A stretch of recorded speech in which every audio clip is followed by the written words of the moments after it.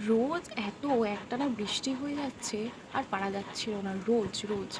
আজকে একদম আকাশটা খুব সুন্দর, একদম পরিষ্কার হয়ে আছে, একদম তার সাথে মেঘগুলো একদম চড়ে বেড়াচ্ছে, একদম খুব ভালো লাগছে। ঠিক শরতের আকাশ ঠিক যেমন হয় ওরকম হয়ে আছে। চারিদিকটা দেখেই মনটা আজকে ভালো হয়ে গেল। মনে হলো যে একটু ভিডিও করি, বেশ ভালো লাগছে। চলো বন্ধুরা, এবার তোমাদেরকে দেখাই আমার মা আবার রান্না করছে। দেখি কি রান্না করছে, খুব সুন্দর রান্নার বেশ গন্ধ আসছে। দেখি মা, বেশ রান্নার তো সুন্দর গন্ধ আসছে দেখছিলাম ওই ঘর থেকে। কি রান্না করছো গো? কই দেখি দেখি। তো শাক তরকারি করছি, ইলিশ মাছ করবো। ও বা, আজকে ইলিশ মাছ হবে? বাবা, জমে যাবে তো খাবারটা। বর্ষাকালে ইলিশে যা সুন্দর টেস্ট হয়, সারা বছর তো পাওয়াই যায় না। আজকে তো দারুণ হবে দুপুরের খাবারটা। ইলিশ মাছের কাঁটা দিয়ে শাকের তরকারি কি করে বানালে এটা একটু বলো তো দেখি।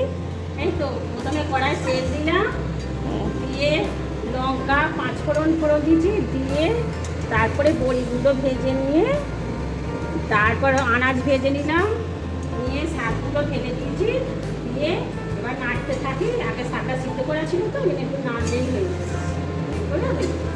বাহ বাহ, এবার বেশ। এবার কি করবে এবার? হওয়ার পর ইলিশ মাছটা এরপর ইলিশ মাছ করবে? আচ্ছা, এই রান্নাটা হয়ে যাওয়ার পর ইলিশ মাছ করবে। বেশ ভালোই তো, বেশ দেখতে হয়েছে। আর মা ওদিকে ইলিশ মাছ রান্না করার জন্য তোড়জোড় করছে। সেই ফাঁকে একটু তোমাদেরকে আমাদের এই উঠোন, এই যে বাড়ির যে উঠোনের বিভিন্ন গাছপালা আছে, সেই গাছপালার সঙ্গে একটু পরিচয় করিয়ে দিই, দেখাই একটু। এই যে এখানে এই যে সুপারি গাছ, তার পাশে আরও একটা ছোট সুপারি গাছ হচ্ছে, বড় হচ্ছে সে এখন। আর এখানে আছে এই যে জবা গাছ, এই যে জবা গাছ রয়েছে। জবা গাছের পাশে এই যে আমাদের তুলসী বেদি, আমাদের তুলসী বেদি এখানে আছে। এই যে এই তুলসী বেদিটা এই 2 বছর আগে বাঁধিয়ে দেওয়া হয়েছে। আগে এটা ছিল এমনি, এটা মার্বেলের আর পাথর দিয়ে একদম বাঁধানো হয়েছে, নতুন করে একদম তৈরি করা হয়েছে এই আমাদের তুলসী বেদি। তার পাশে আবার কিছু গাছ রয়েছে, মানে তুলসী বেদি একদম গাছের ছায়ার মধ্যে একদম আছে, রোদ লাগে না, খুব ভালো জায়গায় আছে। তারপরে এখানে আরো কয়েকটা গাছ আছে, এই গাছগুলো দেখাই।